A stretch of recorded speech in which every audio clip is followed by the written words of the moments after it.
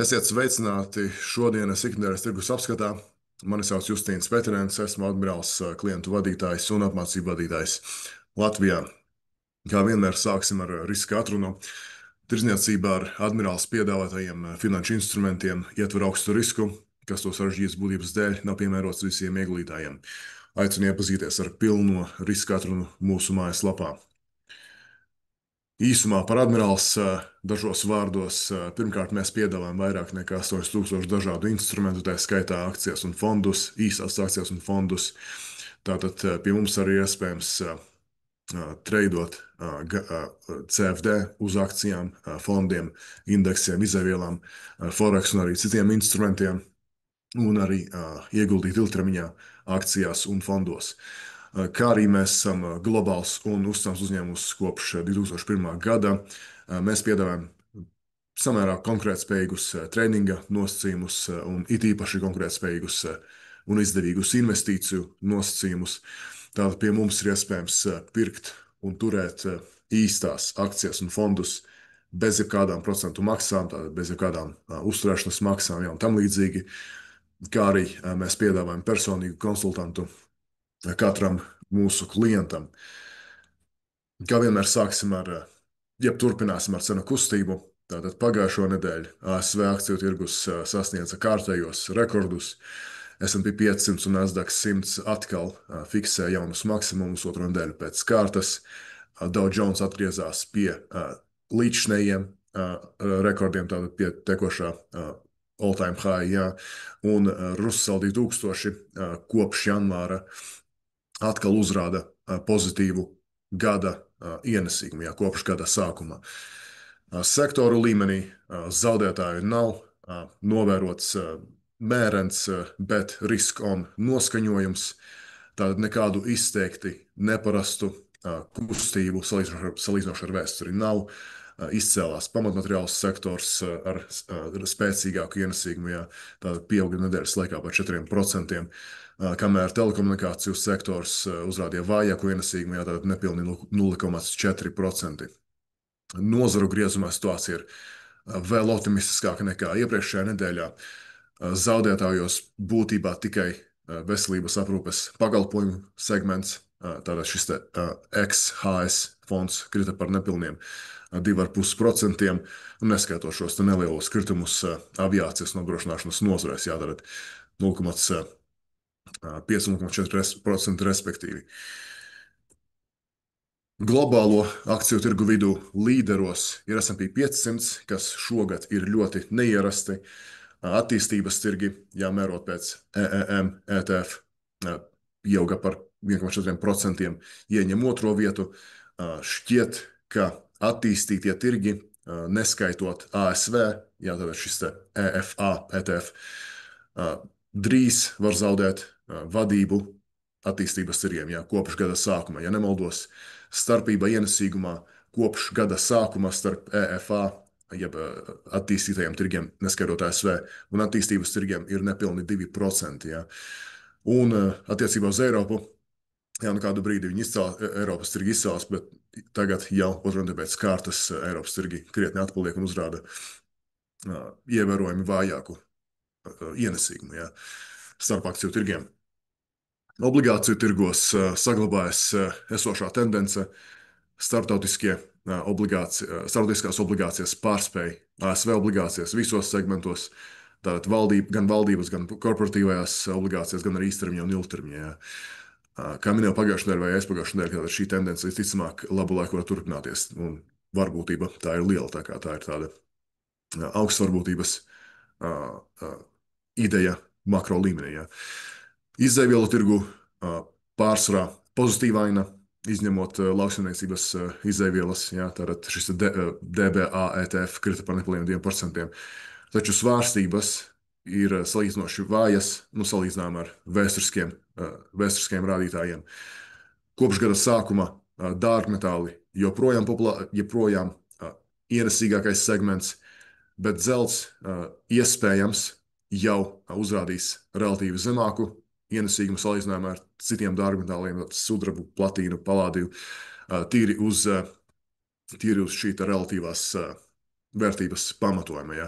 Parasti vēsturiski, ja nemaldos, ir tā, ka zelts ir pirmais no dārgmetāliem, kas uzsāk šo te, izēvielu dārgmetālu buļļu ciklu sākumu, un tad seko līdzi pārējie dārgmetāli. Ja.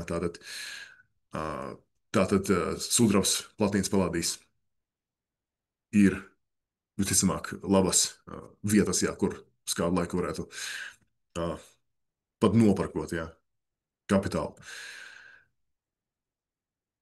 Pārējot uz riska rādītājiem, jau šajā gadījumā uz VIX indeksu, tātad tirgi ir mierīgi, ja, taču vērts paturēt prātā, ka atkal tīri no tehniskās analīzes skatu punkta, ka VIX ir diezgan tuvu šī gada zemākajam līmenim, un parasti VIX indeks nepaliek ilgstoši zems. Ja. Ja jūs uzskatāt, ka ir gaidāms kaut kāds makro katalizators, kas tiešām būs katalizators, ja, vienkārša VIX pirkšana caur kaut kādu ETF, ja, piemēram, būtu jēdzīgs, saprātīgs īstermiņa darījums, pieņemot, ka jūsu idejai ir tiešām ir konkrēts katalizators. Tad atgādinu, ka VIX parāda gaidāmo volatilitāti S&P 500 indeksā, jau lielākā akciju tirgus indeksā pasaulē, bet gada izteiksmē jau un procentos. Tātad uz doto brīdi tie ir nopļosmi uz 16%, gada izteiksmē tātad liegotu mēneša gaidāmo volatilitāti mums vienkārši apņem kvadrātsakmē. Šajā gadījumā tie būs 4% jau nopļosim, abos vienā otrā virzienā tuvāko 30 dienu laikā. Un nozarē ir nerakstīts likums par VIX indeksu. Ja gaidāmā volatilitāte kāpj vai krīt lielākajam akciju tirgus indeksam pasaulē, tas noteikti ietekmēs visus akciju tirgus segmentus un arī iespējams citas aktīvu klases. Tā kā vienmēr, VIX indeks ir viens no tām lietām, kurām ir vērts sekot līdzi, vismaz reizi nedēļā. Pagājušajā nedēļā mēs skatījāmies uz vara un zelta attiecību. Šodien uzmetīsim aci kokmateriāla un zelta attiecību, tātad future attiecību. Šī arī ir viena no tā saucamajām procikliskajām attiecībām, kura palīdz saprast tirgus dalībnieku ekonomiskās aktivitātes gaidas. Tātad līdzīgi kā ar vara un zelta attiecību, arī šeit lielāks pieprasījums pēc industriālās izēvielas, šajā gadījumā kokmateriāla, relatīvi pret pieprasījuma pēc drošības vai hedža pret inflāciju, jeb zelts, parāda tirgus dalībnieku expectācijas. Un kā redzam, pieprasījums pēc industriālām izēvielām ir lielāks, tīri no, tā teikt, tirgus dalībnieku skatu punkta. Tirgus dalībnieki sagaida, ka būs lielāks pieprasījums pēc kokmateriāla relatīvi pret zeltu. Un tas pasaka mums to, ka tirgus dalībnieki sagaida, ja tirgus dalībnieku expectācijas par nākotnes ekonomisko aktivitāti uzlabojas. Un šīs attiecības, gan kokmateriāla zelta, gan arī varas zelta attiecības ļoti korelē ar PMI indeksiem, ISM, un tam līdzīgi. Tātad, vienkārši vēlos uzsvērt to, ka šie ir vērtīgi, tos būtībā var uzskatīt par vadošiem ekonomiskiem indikatoriem. Pārējot uz makroekonomiku, pieskarsimies šim šķietami karstākajām lietām finanšu medijos, pirmkārt par tarifiem. Kā minēju vairāk kārt iepriekšējos apskatos un savos rakstos, katra nākamā jaunā informācija par tarifiem tirgus kopumā uztrauks aizvien mazāk un mazāk, kas tā ir. Un īsumā izskatās, ka no 1. augusta Trumps noteiks 2. aprīļa līmeņa tarifu uz tām valstīm, kuras nepanāks tirdzniecības vienošanos ar ASV. Citiem vārdiem, Trumps atkal, vai Trumpa administrācija ir atkal pagarinājusi tarifu piemērošanas pauzi, bet šoreiz no 9. jūlija līdz 1. augustam. Un tad arī atkal šis gājiens no Trumpa vēstījums tirgos par Pāvela atlaišanu turpina uzkurināties, gūt popularitāti.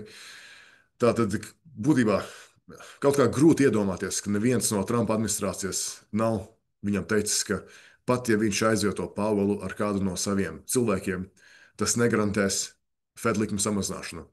Jo monetāro politiku ASV nosaka FOMC. Jā, tātad nevis viens pats priekšsēdētājs. Tātad FOMC ir 12 balstiesīgi locekļi. Jā, 7 no valdes, tostarp priekšsēdētājs Jā, Pāvils, viens arī no Ņujorkas bankas un 4 rotējoši prezidenti no citām bankām. Un šī rotācija notiek katru gadu, lai nodrošinātu dažādu reģionu, ASV štatu iesaisti. Ja. Tātad, jeb reģionu iesaisti. Tātad Trumpa spiediens uz samazinātām procentu likmēm ir tas vienkārši nav iespējams, cik man ir zināms. Jā. Gadījumā, ja viņš brīnumainā kārtā neizvieto visus balstiesīgos locekļus ar šiem saviem cilvēkiem. Jā. Un par to, kādi ir riski, pat ja Trumpam izdodas samazināt procentu likmes, jau ir runājis jau pagājušajā nedēļā, bet būtībā vienkārši sakot, tas procentu samazināšana visticamāk paaugstinās vidēja un ilgāka termiņa volatilitātes un korekcijas risku tirgos. Jā. Nevis, ja salīdzinot ar situāciju, kad, ja procentu likmes paliks paaugstinātas vai turpinās pat pieaugt. Bet par to es runāju paplašināt pagājušajā nedēļā. Tā tad vēl viena lieta tirgos, kas gūst popularitāti, ir bezdarba līmenis. Ja, un, ja bezdarba līmeņa tendence, pieaugušā tendence, atkal, jā, tas nāk no šiem te ekspertiem, kuri pamato savas prognozes, balsoties uz kaut kādu vienu konkrētu rādītāju, argumentējot, ka tāds iznākums, tāds rādītājs garantē vienu vai citu iznākumu. Jā. Nu, pirmkārt, trēdīgā investīcijās pamatot savu skatījumu prognozi, balsoties uz vienu rādītāju indikātoru, tas ir vienkārši ļoti kļūdaini. Ja? Otrkārt, vēsturiski ir bijuši periodi, kad bezdarba līmenis ir pieaudzis līdz pat pusotram gadam. Un kā beigās nebija recesijas. Tad citiem vārdiem, ja bezdarba līmenis pieaug, tas nekādā veidā, ja bezdarba līmeņa tendence ir pieauguša, tas nekādā veidā negarantē recesiju.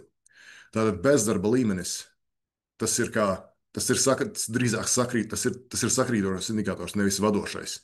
Bezdarbs ir recesijas rezultāts, nevis rādītājs, kas prognozē, ka noteikti būs recesija. Ņemot vērā, ka vispārējie faktori paliek nemainīgi. Ja.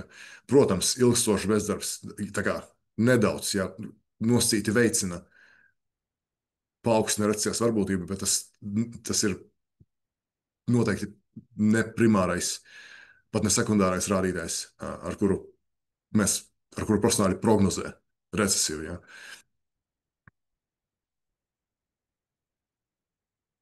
Un vēl pagājušajā nedēļā tika publicēti ražošanas un pakalpojumu sektoru piemāju pārskati, kuriem es pieskaros regulāri. Jā, tas, manuprāt, ir viens no vērtīgākajiem, kā latviešiem patīk teikt, zelta lādēm, tradingā, bet šajā gadījumā nevis kā stratēģija, bet kā informācijas avots. Tātad tā ir, ja jūs meklējat zelta lādi finanšu tirgos, tad lūdzu, ISM pārskati ir tā zelta lāde. Tas ir pats tuvākais, kas ir zelta lādei, tradingā un investīcijās. Bet tā ir informācija, nevis kaut kāds dari šo un to un būs pelnošs. Tam tic tikai. Jā. Tā tad kopumā abos pārskatos, gan ražošanas, gan pakalpojumu sektoros, ir manāmi uzlabojumi.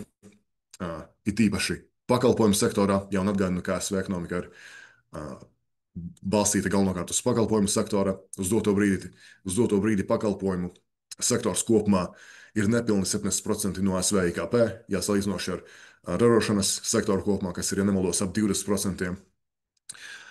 Kā arī izmaksu indeksi, kuriem bija pieskāries vairāk kārt, turpina augšupejošu tendenci.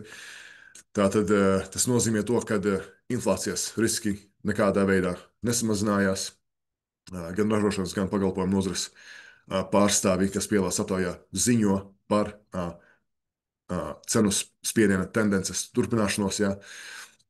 Un tad arī, protams, aptaujas dalībnieki komentē, ka tarifi aizvien veicina nenoteiktību un šo te cenu spiedienu, it īpaši ražošanas sektorā. Ja mēs skatāmies uz apakšindeksiem, jeb apakškomponentiem, šiem PMI indeksiem, bilde ir dažāda, taču kopumā ir uzlabojums, jā, pat izaugsme ir manāma, bet stagflācijas varbūtība un riski pieaug straujāk. Jā. Un kā arī tika publicēts S&P Global ASV PMI gan ražošanas, gan pakalpojumu sektoram. Šis S&P Global PMI pārskats rāda krietni pozitīvāku bildi salīdzinot ar ISM.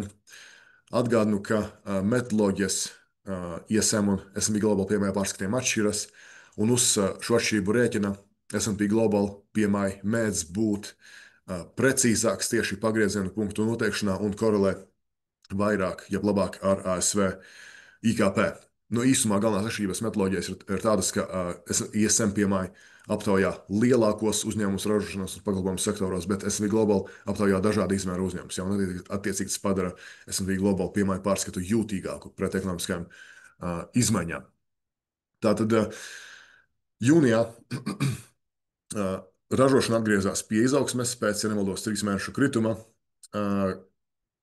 Pieprasījuma atjaunošanās mudināja rūpnīcas palielināt darbinieku skaitu straujākajā tempā kopš 22. gada septembra.